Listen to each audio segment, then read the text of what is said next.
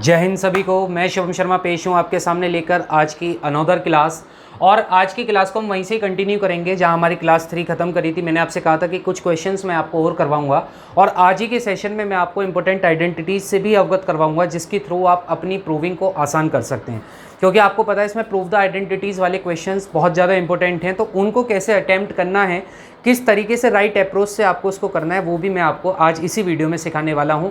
लेकिन वीडियो को लास्ट तक जरूर देखिएगा और अपना प्यार और अपना स्नेह सदैव इस वीडियो पर बनाए रखना। तो आइए स्टार्ट करते हैं अपना आज का पहला क्वेश्चन। हमारा पहला क्वेश्चन है आज का cos 45 degree upon sec 30 degree plus cosec 30 degree. भाई आपको पता होना चाहिए, देखो cos 45 की वैल्यू कितनी होती है। जल्दी से कल आपको मैंने टेबल लिखवाई थी, उस टेबल में आप देखिए cos 45 की वैल्यू कितनी लिखी हुई है। तो cos 45 की वैल्यू कितनी होती है 1 अपॉन अंडर रूट 2। कितनी होती है 1 अपॉन अंडर रूट 2। अब जल्दी से बताइए sec 30 की वैल्यू क्या होगी।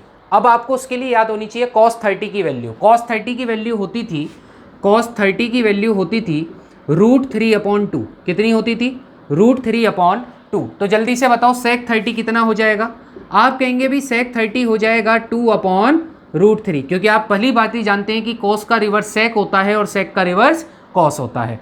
तो sec 30 की वैल्यू हो जाएगी 2 अपॉन अंडर रूट 3। ऐसे ही cosec 30 की वैल्यू क्या होगी। अब आपको पता है cosec 30 निकालने के लिए आप sin 30 को पता लगा लीजिए। sin 30 कितना होता है, sin 30 कितना होता है 1 अपॉन 2।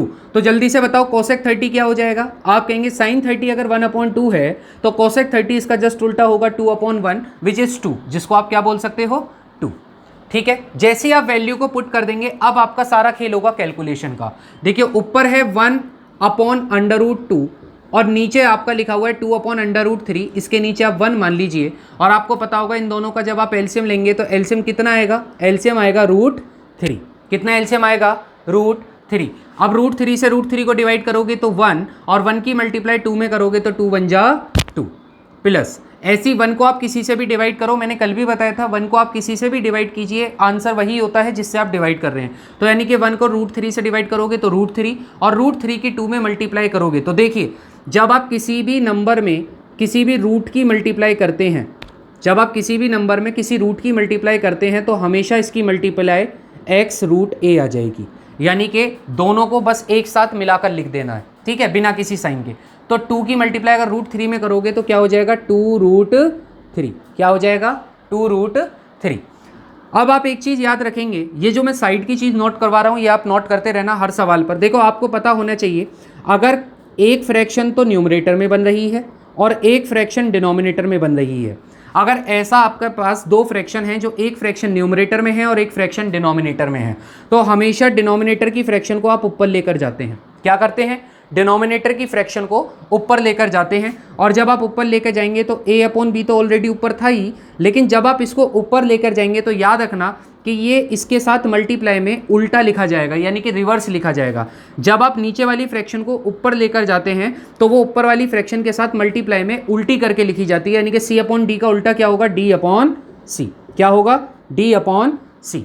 तो इस वाली बात को आप याद रखना। अब देखो यहाँ पर भी दो फ्रैक्शन है, एक फ्रैक्शन ये रही और एक फ्रैक्शन ये रही, तो हम नीचे वाली फ्रैक्शन को ऊपर लेकर जाएंगे। जब हम नीचे वाली फ्रैक्शन को ऊपर लेकर जाएंगे तो 1 अपॉन रूट 2 तो ऑलरेडी ऊपर था, मल्टीप्लाई अभी मैंने आपको बताया जो नीचे की फ्रैक्शन होगी उसको उल्टा करके लिखना है, यानी कि रूट 3 ऊपर हो जाएगा और 2 प्लस 2 रूट 3 नीचे हो जाएगा। 2 प्लस 2 रूट 3 नीचे हो जाएगा। अब आप इसको सॉल्व करेंगे तो रूट 3 की मल्टीप्लाई 1 में करोगे तो रूट 3 और इसकी मल्टीप्लाई इसमें करोगे तो आप इसको ऐसे लिख सकते हो रूट 2 ब्रैकेट 2 प्लस 2 रूट 3। क्या हो जाएगा रूट 2 ब्रैकेट 2 प्लस 2 रूट 3।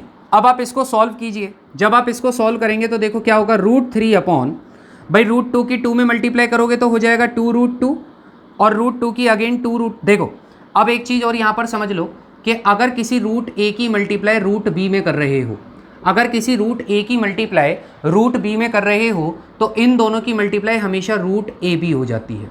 कितनी हो जाती है रूट ए बी हो जाती है। और एक बात मैंने कल भी बताई थी, अगर रूट के सेम नंबर की मल्टीप्लाई रूट के सेम नंबर के ही साथ हो जाए, यानी कि रूट ए की मल्टीप्लाई रूट ए में ही हो जाए, तो मैंने आपको बताया था इसकी मल्टीप्लाई हमेशा ए ही आएगी।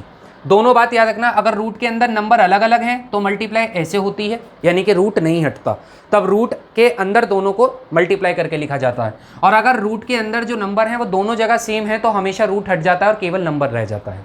इस वाली बात को भी आप अपनी कॉपी में नोट कर लीजिएगा, ठीक है।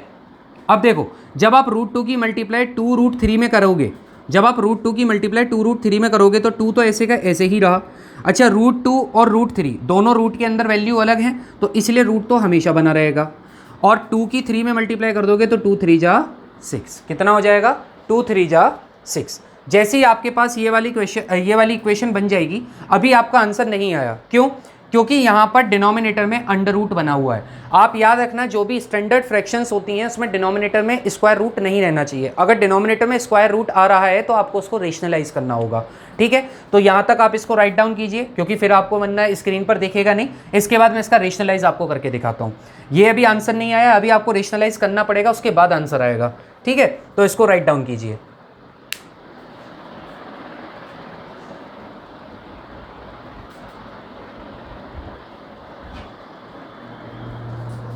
हो गया write down.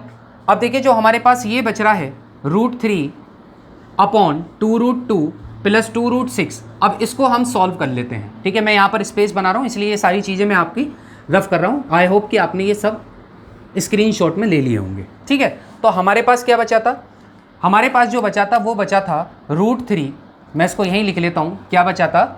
√3 upon 2 root 2 plus 2 root 6, 2 root 6। आपको याद रखना है, अगर डिनोमिनेटर में स्क्वायर रूट की कोई भी चीज़ बच रही है तो आपको उसको रेशनलाइज करना पड़ेगा। अब रेशनलाइज कैसे होता है? सपोज करो ऊपर लिखा हुआ है a प्लस बी और नीचे लिखा हुआ है under root c plus under root D. अब आपको इस रूट को हटाना है, तो रूट को हटाने के लिए आपको इसको रेशनलाइज करना होगा। रेशनलाइज का मतलब क्या होता है? जो डिनोमिनेटर में नंबर्स लिखे हुए हैं इन्हीं की ऊपर नीचे मल्टीप्लाई करते हैं, पर साइन को अपोजिट करके। जैसे यहाँ प्लस में लिखे हुए हैं तो जो मल्टीप्लाई होगी वो माइनस वाले की होगी, जो मल्टीप्लाई होगी वो हमेशा माइनस वाले की होगी, ठीक है। ये होता है रेशनलाइज। रेशनलाइज क्या होता है? जो डिनोमिनेटर में रूट में लिखा हुआ है, पूरी जो इक्वेशन लिखी हुई है इसी की ऊपर नीचे मल्टीप्लाई करते हैं, but by different the sign. लेकिन आपको क्या करना है? साइन को डिफरेंट करके मल्टीप्लाई करनी है, ठीक है। अब ऐसे ही आप यहाँ पर देखिए, भाई आपके पास ये लिखा हुआ है, अब इसको रेशनलाइज करना है तो आप कहेंगे मल्टीप्लाई कर दो 2 रूट 2 माइनस 2 रूट 6। देखो नंबर वही रहेंगे, केवल और केवल साइन चेंज होगा। अपॉन ऐसे ही नीचे लिख दो 2 रूट 2 माइनस 2 रूट 6। और आप याद रखना, जब आप रेशनलाइज करोगे साइन बदलकर तो हमेशा नीचे एक प्रॉपर्टी बनेगी, that is a plus B a minus B. और इस प्रॉपर्टी को आप हमेशा से जानते हैं, क्लास 8 में ये प्रॉपर्टी पढ़ा दी जाती है कि a plus B a minus B क्या होता है? ये हमेशा होता है a square minus B square. क्या होता है? a square minus B square. देखो ऊपर वाले की मल्टीप्लाई अगर आप करोगे तो आप लिखोगे √3 और फिर एक ब्रैकेट बनाओगे जिसमें लिखोगे 2 रूट 2 माइनस 2 रूट 6 अपॉन, लेकिन नीचे आप देखिए ये और ये और ये और ये, यानी कि ये नंबर तो सेम है पर एक जगह प्लस है एक जगह माइनस है। यानी कि यहाँ पर कौन सी आइडेंटिटी हो गई? यहाँ पर आइडेंटिटी हो गई a plus B a minus B. और मैंने क्या बताया था? a plus B a minus B क्या होता है? a स्क्वायर, यानी कि a किसका है? 2 रूट 2 का स्क्वायर माइनस फिर क्या लिखा हुआ है? b स्क्वायर, यानी कि b क्या है? 2 रूट 6 का होल स्क्वायर, ठीक है। अब इसको सॉल्व करते हैं। देखिए √3 की मल्टीप्लाई इसमें करो। भाई आपको अभी बताया, जब रूट के अंदर दो नंबर अलग अलग हों तो रूट हमेशा बना रहता है, यानी कि 2 तो ऐसे ही रहेगा। रूट के अंदर क्या होगा? 3 2 जा 6, 2 रूट 6 आ गया, माइनस ऐसे ही अब इसकी √3 की मल्टीप्लाई इसमें करोगे तो 2 तो ऐसे ही रहेगा और रूट के अंदर हो जाएगा 6 3 जा 18, ठीक है। अपॉन इसका स्क्वायर क्या होगा? देखो यहाँ पर 2 रूट 2 लिखा हुआ है तो 2 रूट 2 का स्क्वायर मतलब 2 रूट 2 मल्टीप्लाई 2 रूट 2। अब नंबर की तो नंबर में कर दो, 2 2 जा 4। अच्छा मैंने आपको बताया था अगर रूट के अंदर सेम नंबर होता है तो रूट हट जाता है और केवल नंबर लिख दिया जाता है, यानी कि 2। तो आंसर कितना आ जाएगा? 4 2 जा 8। कितना आ गया? 8 माइनस अब 2 रूट 6 का बताओ। आप कहोगे 2 रूट 6 मल्टीप्लाई 2 रूट 6, तो देखिए 2 की 2 में करी तो 2 2 जा 4 और रूट 6 की रूट 6 में करी तो 6, तो कितना आ जाएगा 6 4 जा 24, कितना आ जाएगा 6 4 जा 24। अब ऊपर कितना आ रहा है भाई 2 रूट 6 और 2 रूट 18, तो इसमें 2 कॉमन ले लेते हैं, बचेगा क्या रूट 6 माइनस रूट 18 और नीचे से आपका 8 माइनस 24 करोगे तो माइनस का 16 बचेगा, इससे आप इसको काट दोगे तो 8 आ जाएगा, यानी कि आंसर आप लिख सकते हैं -1/8 ब्रैकेट में रूट 6 माइनस रूट 18, ब्रैकेट में रूट 6 माइनस रूट 18। हालांकि आप चाहो तो रूट 18 को भी तोड़ सकते हो, ठीक है। अब देखो इस माइनस को अगर प्लस बनाना है तो ब्रैकेट के अंदर की चीज़ को उल्टा लिख दो, अगर ब्रैकेट के अंदर की चीज़ को उल्टा लिख दोगे तो माइनस प्लस में कन्वर्ट हो जाएगा, यानी कि 1/8 प्लस का, और ये हो जाएगा root 18 minus root 6 and this is your answer, और ये आपका आंसर होगा, क्या होगा, ये आपका आंसर होगा 1/8 ब्रैकेट के अंदर रूट 18 माइनस रूट 6, ठीक है, ठीक है। जल्दी से इसको आप राइट डाउन कीजिए।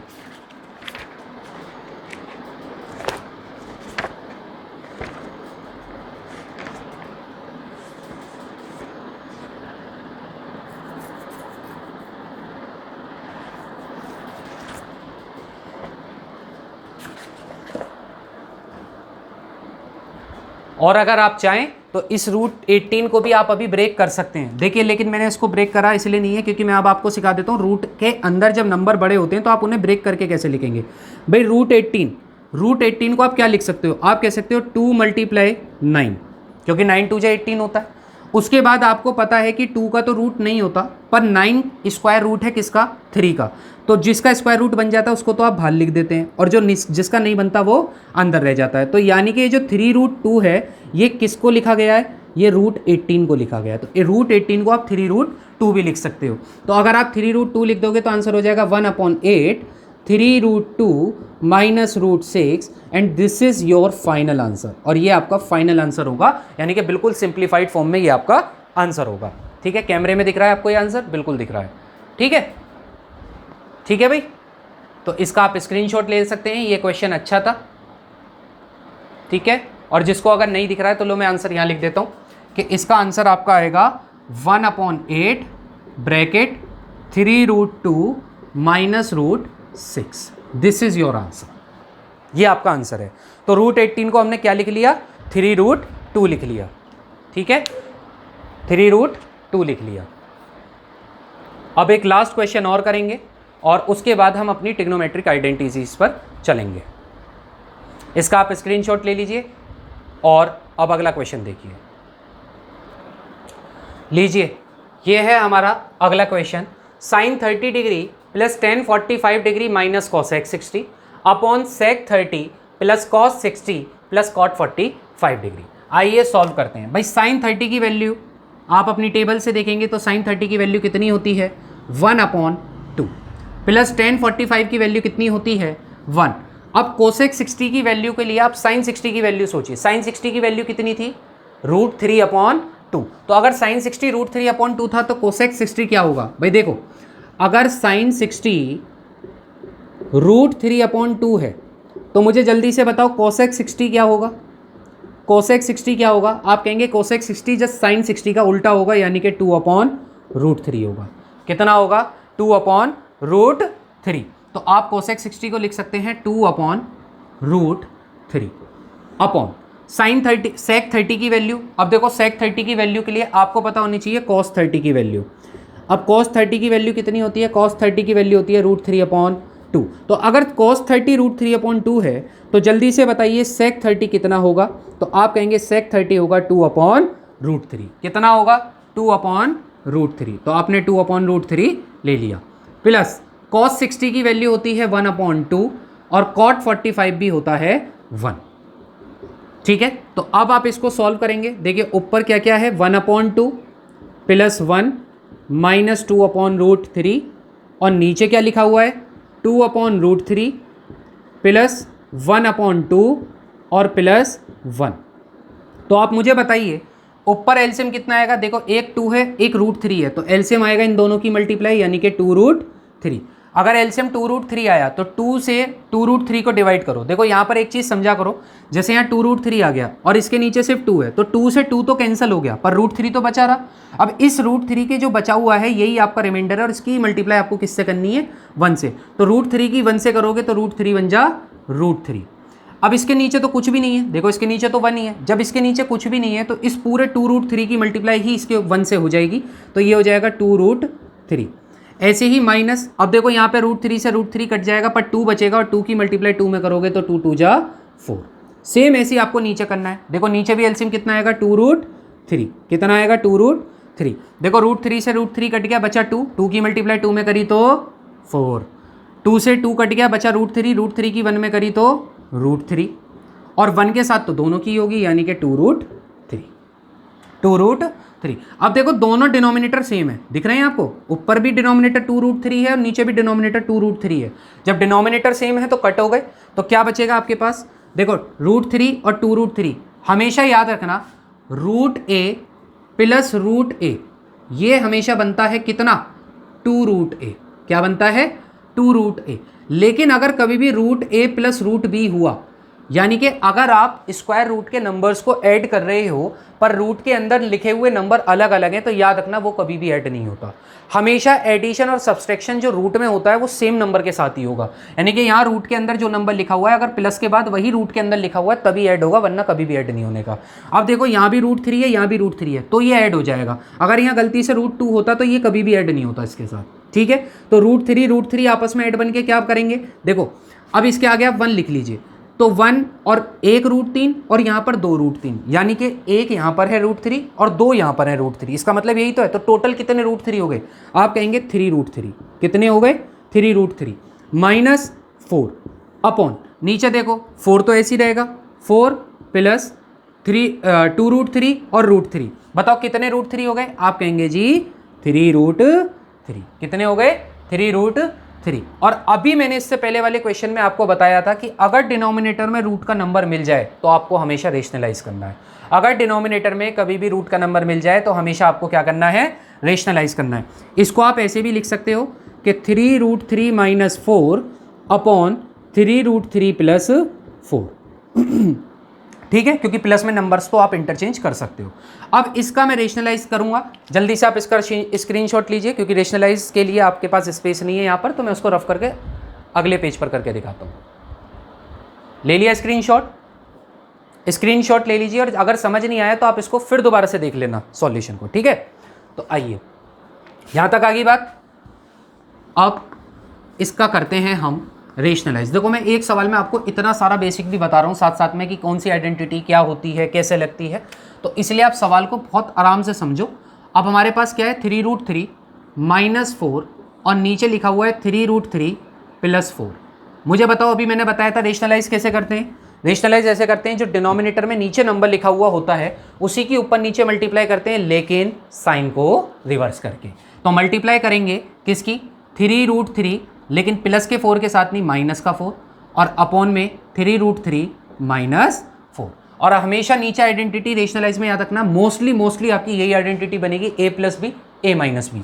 अभी आपको बताया था a plus B multiply a minus B क्या होता है, a square minus B square. क्या होता है, a square minus B square. अच्छा ऊपर देखो 3√3 माइनस 4, ये भी 3√3 माइनस 4 है, और ये भी 3√3 माइनस 4 है भाई, यानी कि ब्रैकेट के अंदर यहाँ जो लिखा हुआ है वही इस ब्रैकेट के अंदर लिखा हुआ है, इसका मतलब है 2 बार लिखा हुआ है, तो ये इसका स्क्वायर है, यानी कि 3√3 माइनस 4 का square upon a plus B A minus B. तो ये क्या होगा, a का स्क्वायर माइनस b का स्क्वायर माइनस b का स्क्वायर। अब एक आइडेंटिटी और लिख लीजिए भाई, a माइनस बी का होल स्क्वायर क्या होता है, a माइनस बी का होल स्क्वायर होता है a square plus B square minus 2ab, और a प्लस बी का होल स्क्वायर क्या होता है, ये होता है a square plus B square plus 2ab। ठीक है, तो ये 2 आइडेंटिटीज और आप नोट कर लीजिए। देखो आपको मैं कितनी आइडेंटिटीज हर क्वेश्चन में बताता चल रहा हूँ। तो a माइनस बी का होल स्क्वायर, आप कहेंगे a का स्क्वायर प्लस b का स्क्वायर माइनस 2ab, यानी कि 2 मल्टीप्लाई a क्या है 3√3 और b क्या है 4 अपॉन ए का स्क्वायर, यानी कि 3√3 का स्क्वायर करो, जल्दी से करो 3√3 का स्क्वायर। आप कहेंगे 3√3 मल्टीप्लाई 3√3, तो 3 की 3 में करी 3 3 जा 9, और √3 की √3 में करी तो 3, 9 3 जा 27, कितना आ गया 27, माइनस 4 का स्क्वायर कितना हो गया 16, कितना हो गया 16। अब इसे सॉल्व करते देखो, 3√3 का स्क्वायर अभी मैंने आपको बताया था, कितना बताया था 27 लिखा है अभी नीचे, 4 का स्क्वायर कितना हो गया 16, माइनस भाई देखो नंबर की मल्टीप्लाई करो, 3 2 जा 6, 6 4 जा 24, 6 4 जा 24, और √3 ऐसे का ऐसे ही, क्योंकि √3 तभी हट सकता है जब कोई √3 का और नंबर होता है यहाँ पर।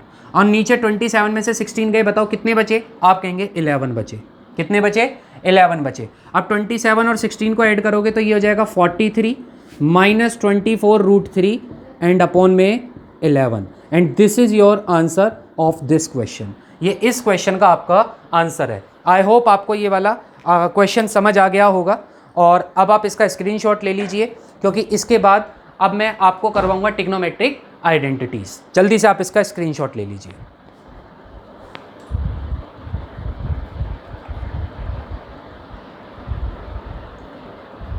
तो आइए दोस्तों स्टार्ट करते हैं अपना नेक्स्ट टॉपिक, जिसका नाम था ट्रिग्नोमेट्रिक आइडेंटिटीज़। बहुत इंपॉर्टेंट ये टॉपिक है आपके लिए, इसी पर आपकी पूरी प्रूविंग टिकी हुई है।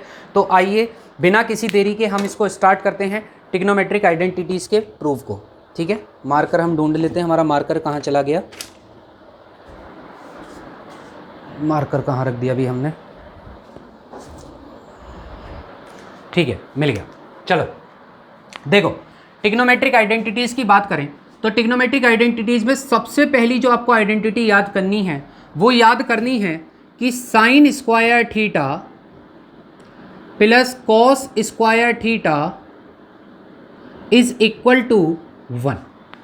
याद रख लीजिए कि sine square theta plus cos square theta is always 1, यानी कि अगर कहीं पर साइन स्क्वायर थीटा लिखा हुआ है और प्लस कॉस स्क्वायर थीटा लिखा हुआ है तो उसका मतलब हमेशा 1 ही होगा। एक क्वेश्चन आपको याद आ रहा होगा, जब मैंने आपको अभी एंगल्स पर, ट्रिग्नोमेट्रिक रेशियोज एंगल्स पर जब एक क्वेश्चन करवाया था, तो एक सवाल कुछ इस तरीके का था कि sine square 30 degree plus cos square 30 degree, और मैंने आपसे कहा था कि इसकी वैल्यू 1 होगी बाय यूजिंग द आइडेंटिटी। हालांकि हमने जब इसमें हम एंगल को पुट करेंगे तब भी इसकी वैल्यू 1 ही आई थी वहाँ पर। तो अब आप समझ गए क्यों 1 आती है, क्योंकि ये जो है ये क्या है थीटा, और ये जो है ये क्या है थीटा। तो अगर sign square theta plus cos square theta, यानी कि थीटा सेम होना चाहिए, देखो यहाँ 30 है तो वहाँ पर भी 30 होना चाहिए, तभी आइडेंटिटी फॉलो होती है। तो sign square theta plus cos square theta, आप डायरेक्ट भी वैल्यू रख सकते थे वहाँ पर कि इसकी हमेशा वैल्यू 1 होगी।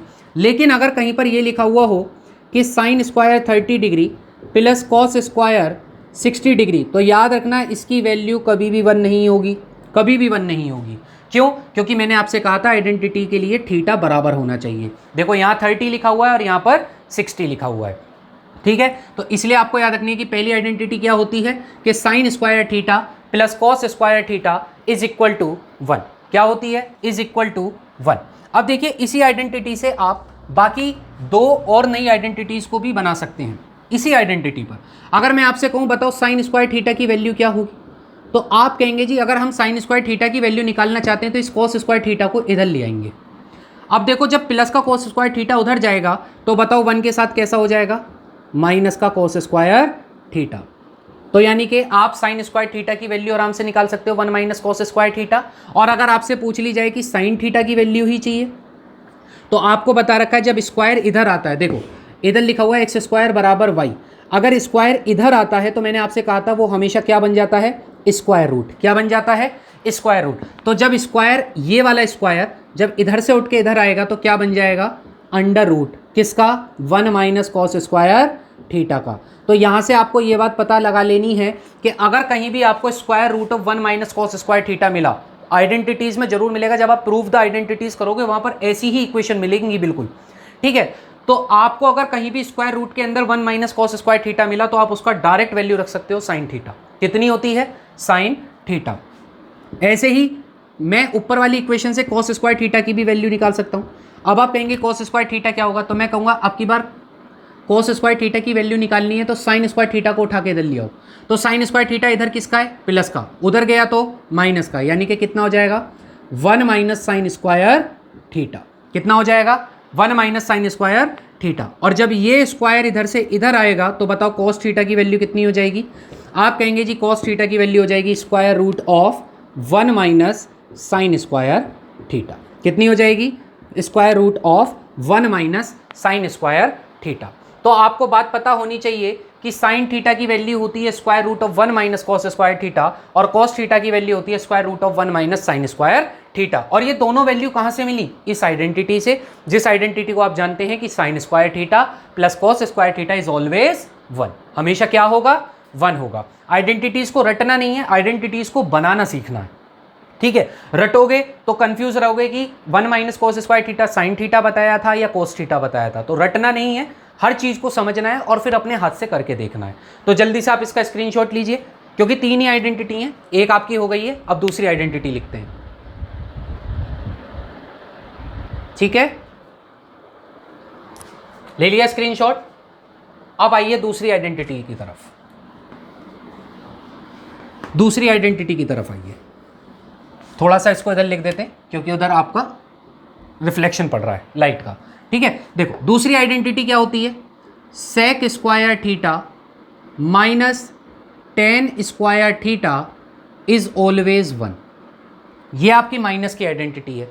पहली वाली क्या थी? Sine square theta plus cos square theta is always 1। अब दूसरी आइडेंटिटी क्या है कि sec square theta minus tan square theta is always 1। हमेशा क्या होगी? 1 होगी। अब यहाँ से अगर मैं और दो चीज़ निकालना चाहूँ, भाई मेरे को पता लगाना है सेक स्क्वायर थीटा की वैल्यू, तो बताओ सेक स्क्वायर थीटा क्या होगा? आप कहेंगे जी यहाँ से माइनस के टेन स्क्वायर थीटा को इधर ले आओ। जब मैं माइनस का टेन स्क्वायर थीटा उधर लेके जाऊँगा तो ये क्या बनेगा? 1 प्लस टेन स्क्वायर थीटा। क्या बनेगा? 1 प्लस टेन स्क्वायर थीटा। अगर मैं यहाँ से खाली सेक थीटा की वैल्यू निकालना चाहता हूँ तो आप कहोगे इस स्क्वायर को इधर से इधर ले आइए और ये बन जाएगा इधर आके रूट। तो क्या हो जाएगा? 1 प्लस टेन स्क्वायर थीटा का रूट। तो 1 प्लस टेन स्क्वायर थीटा का जो स्क्वायर रूट होता है वो हमेशा किसके बराबर होता है? सेक थीटा के। आप मेरी बात को ध्यान से नोट कर लीजिए।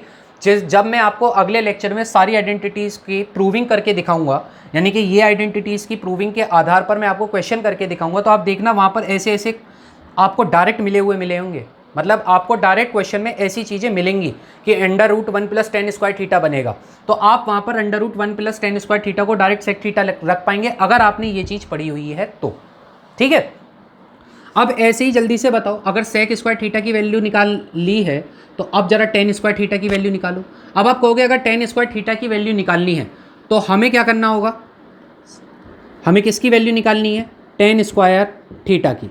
तो देखिए यहाँ पर तो टेन स्क्वायर थीटा माइनस में, यहाँ पर तो टेन स्क्वायर थीटा माइनस में, हमें इसको प्लस में बनाना है। तो आप कहेंगे माइनस से प्लस बनता है जब इजिकल टू से दूसरी तरफ आ जाते हो। तो माइनस के टेन स्क्वायर थीटा को आप उठा के इधर लिया है, लेकिन ये 1 को उठा के कहाँ लाओगे? इधर। किसको लाओगे? 1 को उठा के इधर। तो देखो 1 इधर प्लस का इधर आएगा तो माइनस का हो जाएगा और सेक स्क्वायर थीटा के साथ किस में लिख दिया जाएगा? माइनस में 1। आगे बात समझ? तो बताओ यहाँ से टेन थीटा कितना हो जाएगा? आप कहेंगे टेन थीटा हो जाएगा square root of sec square theta minus 1। कितना हो जाएगा? Square root of sec square theta minus 1। Square root of sec square theta minus 1। तो इस आइडेंटिटी से भी आपको ये दो इंपॉर्टेंट चीज मिल गई हैं कि अगर कहीं भी under root 1 plus tan square theta होगा तो आप उसको सेक थीटा लिख सकते हो, और कहीं पर अगर under root sec square theta minus 1 हुआ तो आप उसे टेन थीटा लिख सकते हो। देखो मैं आपको बताता हूँ, अगर सपोज करो आपके पास क्वेश्चन ये है कि what is the value of sec square 45 degree minus 1। अब देखना इस सवाल का आंसर आप कितनी चुटकियों में निकाल दोगे आइडेंटिटी से। मुझे ये बताओ अगर सेक स्क्वायर थीटा माइनस 1 है, अभी बताया सेक स्क्वायर थीटा माइनस 1 क्या होता है? Tan theta. तो क्या आप इसको डायरेक्ट 1045 नहीं लिख सकते? क्या आप इसको डायरेक्ट 1045 डिग्री नहीं लिख सकते? बिल्कुल लिख सकते हो, क्योंकि मैंने आइडेंटिटी बताई है आपको कि अगर अंडर रूट के अंदर सेक स्क्वायर थीटा माइनस 1 है तो उसकी वैल्यू हमेशा टेन थीटा होगी, और थीटा कितना है? 45 डिग्री। तो जल्दी से बताओ 1045 डिग्री कितना हो जाएगा? 1। बताओ क्या ये क्वेश्चन आसान नहीं हो गया आइडेंटिटी के थ्रू? तो इसलिए इसकी वैल्यू कितनी आ गई? 1। और अगर आप इसे करना चाहते हो तो बिल्कुल कर लो। Under root of sec 45 value होती है रूट 2, आप टेबल में देख लीजिए। तो रूट 2 का स्क्वायर माइनस 1। अब जल्दी से बताओ रूट 2 का स्क्वायर क्या होता है? 2 माइनस 1, और 2 में से एक गया तो 1, और रूट 1 स्क्वायर रूट ऑफ 1 हमेशा 1 ही होता है। देख लो, तो यानी कि आइडेंटिटीज अगर आपको याद है तो ये क्वेश्चन कितना छोटा हो गया ही नहीं हो गया। तो इसलिए आपको आइडेंटिटीज लिखवाई जा रही हैं। इसका भी स्क्रीनशॉट लीजिए और एक फाइनल आइडेंटिटी और लिखवाते हैं, क्योंकि लेक्चर ज़्यादा बड़ा नहीं हो इसलिए आज आइडेंटिटीज़ को समझेंगे और कल इन्हीं पर क्वेश्चंस को करेंगे। ले लिया आपने इसका स्क्रीनशॉट? चलिए अब तीसरी आइडेंटिटी देखिए, अब थर्ड आइडेंटिटी को देखिए। तीसरी आइडेंटिटी हमारी है cosec square theta minus cot square theta is always 1। क्या होता है? हमेशा क्या होता है? 1। क्या होता है? हमेशा 1। तो cosec square theta minus cot square theta अगर 1 है तो जल्दी से यहां पर बताओ कि कोसेक स्क्वायर थीटा की वैल्यू क्या होगी? क्या होगी? आप कहेंगे जी माइनस का कॉट स्क्वायर थीटा इधर ले आओ, तो इधर ले जाएंगे तो 1 प्लस कॉट स्क्वायर थीटा, और अगर खाली कोसेक थीटा की वैल्यू निकालनी चाहिए तो ये जो स्क्वायर है ये इधर आके बन जाएगा square root of 1 plus cot square theta. तो 1 प्लस कॉट स्क्वायर थीटा का जो स्क्वायर रूट होता है वो क्या होता है? क्या होता है? आप कहेंगे कोसेक थीटा। क्या होता है? Cosec theta. ऐसे ही अगर मैं आपसे कहूँ कोट स्क्वायर थीटा की वैल्यू, तो आप कहेंगे कोट स्क्वायर थीटा को सबसे पहले आप कोट स्क्वायर थीटा को प्लस का बनाओ, तो आप कहोगे इसको इधर उठा के ले आओ, इधर आके ये प्लस का हो गया, लेकिन यहाँ से 1 को उठा के इधर ले आओ, 1 प्लस का इधर आएगा तो माइनस में, किसके साथ माइनस में हो जाएगा? कोसेक स्क्वायर थीटा माइनस 1, और यहाँ से कॉट थीटा की वैल्यू कितनी निकल के आएगी? आप कहेंगे square root of cosec square theta minus 1। तो ये किसकी वैल्यू हो गई? कॉट थीटा की वैल्यू हो गई। यानी कि अगर कहीं भी आपको under root cosec square theta minus 1 लिखा तो आप उसे डायरेक्ट कॉट थीटा लिख सकते हो, या कहीं भी 1 प्लस कॉट स्क्वायर थीटा का रूट मिला तो आप उसे डायरेक्ट कोसेक 45 लिख सकते हो। आगे बात समझ? सेम ऐसी अगर मैं एग्जांपल के तौर पर आपसे कहना चाहूँ कि कहीं पर लिखा हुआ है under root of cosec square 45 degree minus 1, अब आप इसकी वैल्यू निकालना चाहते हो। मैंने अभी आपको बताया कि कोसेक स्क्वायर थीटा माइनस 1 किसके बराबर होता है? कॉट थीटा के। तो आप इसको डायरेक्ट लिख सकते हो कॉट 45 डिग्री, और कॉट 45 डिग्री की डायरेक्ट वैल्यू होती है 1, तो इसका सीधा सीधा आंसर आ जाएगा आपका 1। कितना आ जाएगा? 1। आई होप आपको ये आइडेंटिटीज़ तीनों की तीनों समझ आ गई होंगी। जल्दी से इसका भी स्क्रीनशॉट ले लीजिए और इस पर क्वेश्चंस हम कल करेंगे, ठीक है? क्योंकि आज वरना लेक्चर ज़्यादा बड़ा हो जाएगा और ज़्यादा बड़ा लेक्चर होने की वजह से आप फिर उसमें बोर होने लगते हैं, तो इसलिए आज हम इसको इतना ही रखते हैं। मिलते हैं कल अपने लेक्चर में मोस्ट इंपॉर्टेंट क्वेश्चंस के साथ। तब तक के लिए जय हिंद, जय भारत। ध्यान रखें अपना। वीडियो अच्छी लग रही है तो लाइक और शेयर करना बिल्कुल ना भूलें।